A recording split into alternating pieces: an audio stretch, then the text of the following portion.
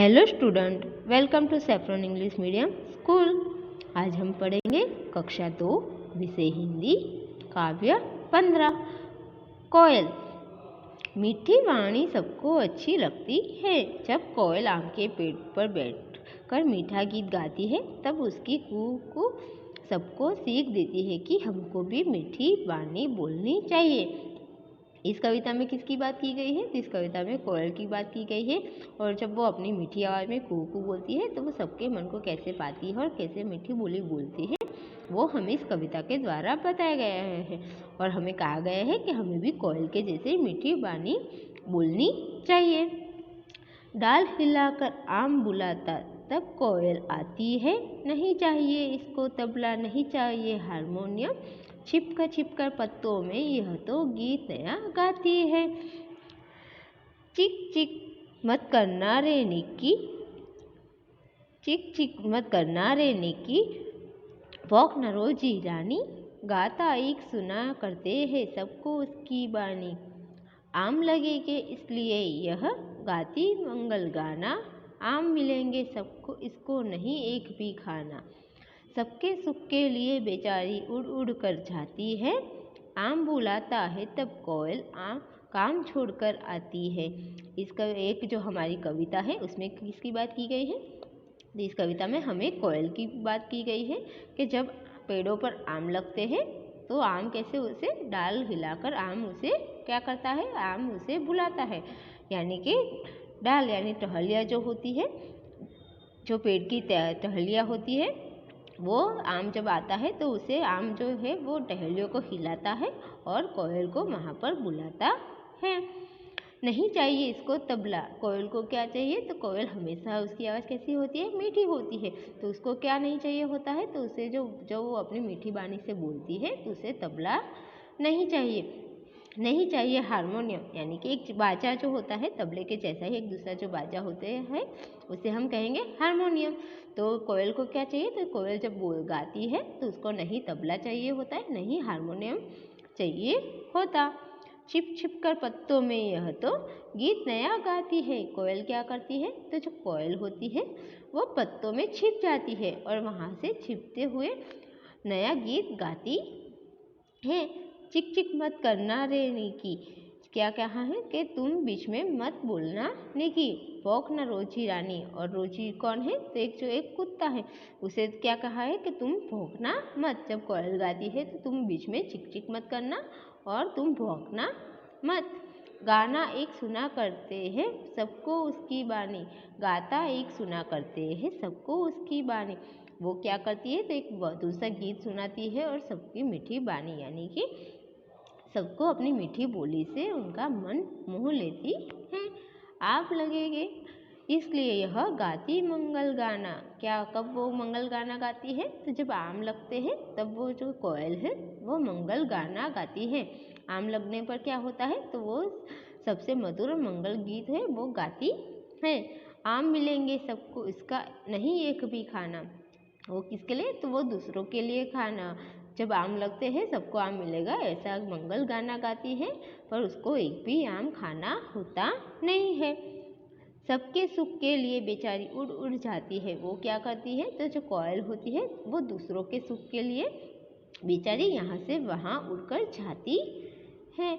आम बुलाता है तब कोयल आम छोड़कर आती है। आम जब उसे बुलाता है तो जब आम पेड़ों पर लगते हैं और वो जब कोयल को बुलाते हैं तो अपना जो सारा काम होता है वो छोड़कर दूसरों के लिए वहाँ पर आती है।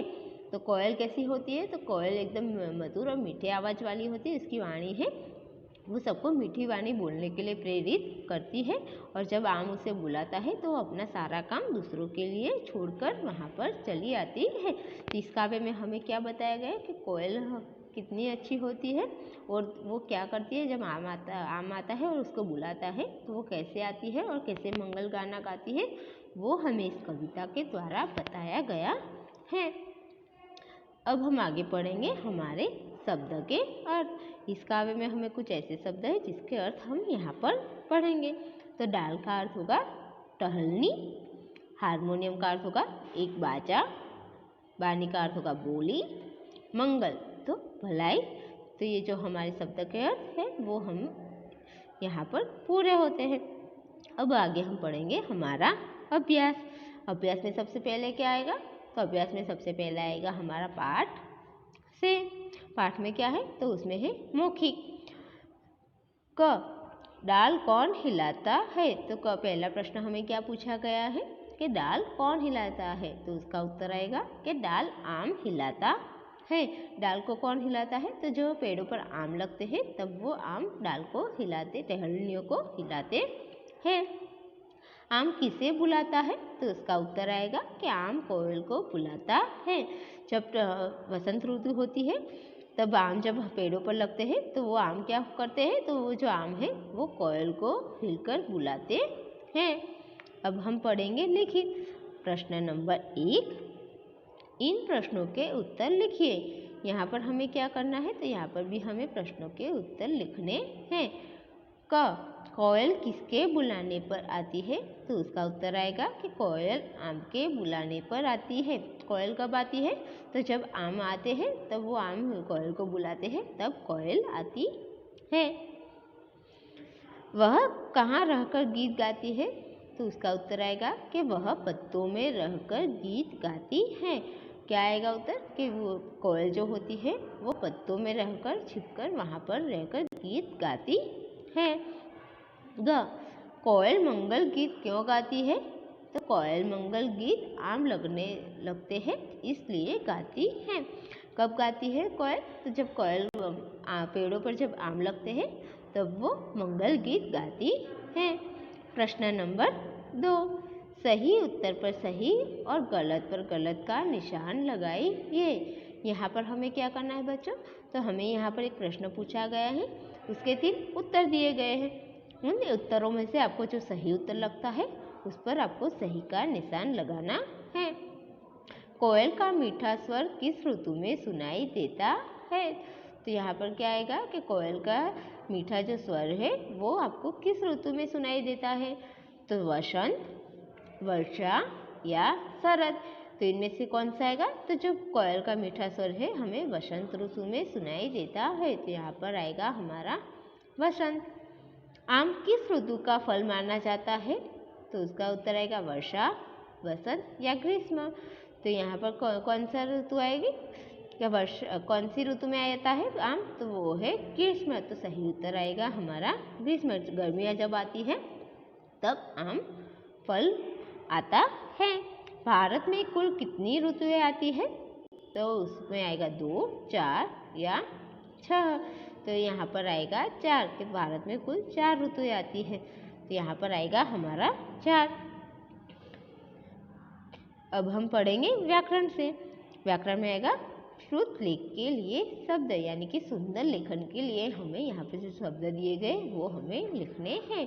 तो कौन कौन से शब्द आएंगे? तो उसमें आएगा हमारा डाल, तबला, बानी, मिलेंगे, कोयल, हारमोनियम, मंगल, पत्तों। तो ये जो सारे के सारे जो शब्द है वो हमें पढ़ने और लिखने दोनों हैं। रेखा खींचकर सही मिलान कीजिए। दूसरा क्या है? तो यहाँ पर हमें कुछ शब्द दिया गया है, उसके सामने उसके दूसरे शब्द दिए गए हैं, उसको हमें जोड़ना है, सही उससे जोड़ना है। तो पहला क में क्या है? बादल, कोयल, बारिश, हवा। और दूसरी ओर हमें दिया गया है कुहू, गड़गड़, सरसर, रिमझिम। तो यहाँ पर हमें सही मिलान करना है। तो बादल का क्या होगा? तो बादल कैसे बोलते हैं? तो गड़गड़ करके बोलते हैं ना, तो यहाँ पर आएगा बादल गड़गड़। कोयल कैसी बोली बोलती है? तो कोयल कुहू कुहू। तो यहाँ पर आएगा कुहू कुहू। बारिश का कैसी होती है? तो बारिश रिमझिम होती है, तो यहाँ पर आएगा बारिश रिमझिम। हवा कैसी चलती है? सरसर। तो यहाँ पर आएगा हवा और सरसर। इसी तरह से हमें सही मिलान करना है कि बादल कैसे होते हैं? तो बादल गड़गड़ कर कर बोलते हैं, कोयल कुहू कुहू बोलती है, बारिश रिमझिम होती है, हवा सरसर चलती है। तो इसी तरह से हमें सही मिलान करना है।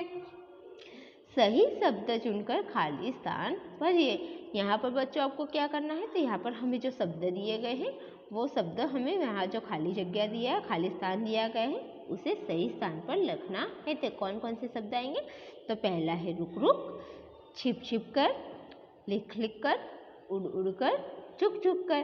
तो इनमें से ये जो सारे शब्द हैं वो सही स्थान पर हमें भरने हैं। तो क, चोर खाली जगह जाता है। तो चोर खाली जगह कहाँ जाता है? तो वो छिप छिप कर जाता है। तो यहाँ पर आएगा कि चोर छिप छिप कर जाता है। कोयल खाली जगह गाती है। कोयल क्या गाती है? तो कोयल जो है वो उड़ उड़ कर गाती है। तो यहाँ पर आएगा हमारा उड़ उड़ कर, कि कोयल उड़ उड़ कर गाती है। ग, बूढ़े खाली जगह चलते हैं। तो यहाँ पर क्या आएगा? तो यहाँ पर आएगा झुक झुक कर, के जो बूढ़े होते हैं वो झुक झुक कर चलते हैं। सौरभ खाली जगह पाठ याद करता है। सौरभ कैसे पाठ याद करता है? तो यहाँ पर आएगा लिख लिख कर, कि सौरभ जो है वो लिख लिख कर पाठ याद करता है। 5, बादल खाली जगह बरसते हैं। बादल कैसे बरसते हैं? तो उसको आएगा रुक रुक कर, कि बादल जो है वो रुक रुक कर बरसते हैं। नाम वाले शब्द, कुछ शब्द पुरुष जाति वाले होते हैं और कुछ स्त्री जातियाँ वाले होते हैं। सही स्त्री जाति वाले शब्द से वाक्यों के खाली स्थान भरिए। तो हमें यहाँ क्या करना है? तो यहाँ हमें जो स्त्रीलिंग शब्द दिए गए हैं उससे हमारे खाली स्थान को भरना है। तो कौन सा हमारे शब्द है? तो हमारे शब्द है बिल्ली, बिल्ली, कबूतरी, कवित्री, मोरनी, चूहिया। तो ये जो हमारे सारे शब्द हैं वो हमें यहाँ पर भरने हैं, कि मोर के साथ खाली जगह नाचती है। तो क्या आएगा कि मोर के साथ कौन नाचता है? तो यहाँ पर आएगा कि मोरनी, कि मोर के साथ मोरनी नाचती है। ख, कबूतर के साथ खाली जगह उड़ती है। कबूतर के साथ कौन उड़ता है? तो उसकी जो कबूतरी होती है वो उड़ती है। तो यहाँ पर आएगा कबूतरी, कि कबूतर के साथ कबूतरी उड़ती है। चूहा और खाली जगह बिल में रहते हैं। चूहा और खाली जगह कौन? चूहा के साथ बिल में कौन रहता है? तो चूहा के साथ उसकी चूहिया बिल में रहती है। तो यहाँ पर आएगा चूहिया, कि चूहा और चूहिया बिल में रहते हैं। बिलाव के पीछे खाली जगह भागती है। बिलाव के पीछे कौन भागता है? तो उसकी जो बिल्ली होती है वो उसके पीछे भागती है। तो यहाँ पर आएगा बिल्ली, कि बिलाव के पीछे बिल्ली भागती है। कवि के साथ खाली जगह गीत गाती है। कविता के साथ और कौन उसके साथ गीत गा सकता है? तो उसकी जो कवित्री होती है वो उसके साथ गीत गाती है। तो यहाँ पर आएगा कवित्री, कि कवि के साथ कवित्री गीत गाती है। अब हम आगे पढ़ेंगे, वाक्य शुद्ध कीजिए। वाक्य शुद्ध करने यानी कि यहाँ पर जो हमें वाक्य दिया गया है उसे शुद्ध रूप में लिखना है। तो पहला है हमारा, महेश को पिताजी आया है। तो यहाँ पर शुद्ध रूप कैसा आएगा? कि महेश को पिताजी आया है, उसका शुद्ध रूप होगा महेश के पिताजी आए हैं। तो हमें यहाँ पर क्या करना है? तो उसके जो महेश का जो पिताजी आए उसका शुद्ध रूप लिखकर लिखना है, कि महेश के पिताजी आए हैं। तुम सबों को इनाम मिलेगा। तो उसका शुद्ध रूप आएगा कि तुम सबको इनाम मिलेगा। राधा ने एक फूलों की माला बनाई। तो यहाँ पर क्या आएगा? कि राधा ने एक फूल की माला बनाई। हम हमारे घर जाते हैं। तो यहाँ पर शुद्ध रूप कैसे आएगा? कि हम घर जाते हैं। तो हमें यहाँ पर जो वाक्य दिए गए हैं उसको शुद्ध करके लिखना है। तो पहला वाक्य आएगा कि महेश के पिताजी आए हैं। दूसरा इस तरह से आएगा कि तुम सबको इनाम मिलेगा। राधा ने एक फूल की माला बनाई। हम घर जाते हैं। तो इसी तरह से हमें सारे वाक्य लिखने होंगे। तो ये जो हमारी कविता कोयल है वो कविता, उसके शब्द के अर्थ, उसका अभ्यास और व्याकरण जो है वो यहाँ पर पूरा होता है। थैंक यू बच्चों।